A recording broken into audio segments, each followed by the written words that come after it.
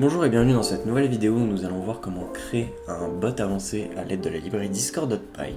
Cette vidéo fait partie de la série vidéo où j'apprends à maîtriser la librairie Discord.py pour devenir un expert.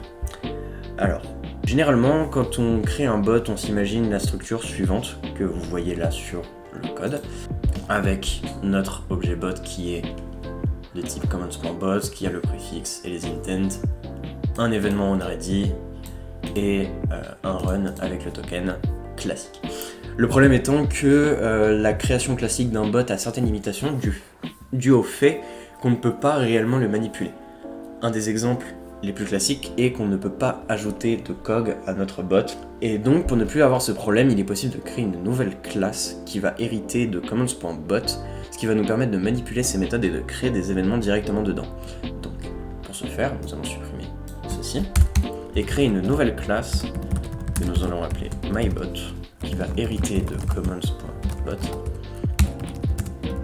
Donc, nous allons l'initialiser ici, avec rien, def self, qui ne renvoie rien et qui va initialiser la superclasse init. Voilà. Ici, nous allons mettre, comme dans l'ancien bot, le préfixe et les intents. Donc, commands.préfixe est égal à point d'exclamation et intent est égal à discord.intent.all. Là, nous récupérons la structure que nous avons avant avec notre ancien type de bot. Maintenant, ce qu'il est possible de faire, c'est d'ajouter deux méthodes, donc surtout une qui va être très importante, qui est la méthode setupHook. Donc cette méthode setupHook ne va prendre aucun paramètre et ne va rien envoyer.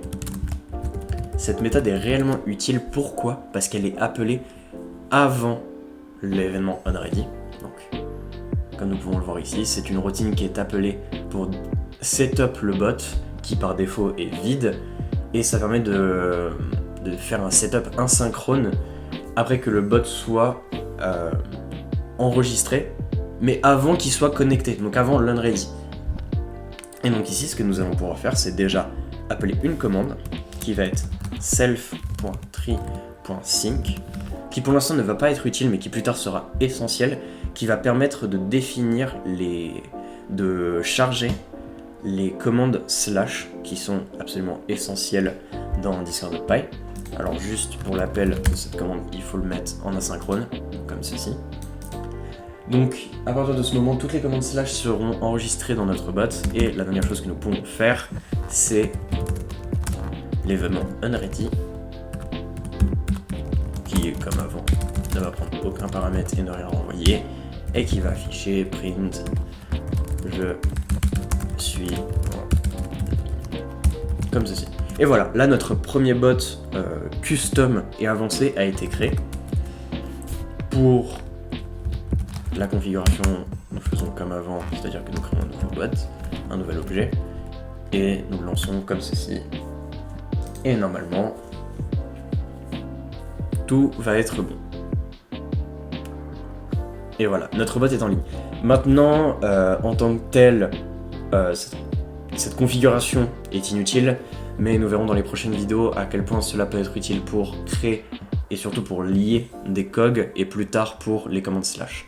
Donc on se retrouve pour la prochaine vidéo. Si celle-ci vous a plu, n'hésitez pas à vous abonner et à mettre un like. Si vous voulez en apprendre plus, n'hésitez pas à aller voir mes formations qui sont en description ou mon GitHub. Et on se retrouve pour la prochaine vidéo. Nous allons voir comment créer des cogs pour structurer notre bot. Voilà.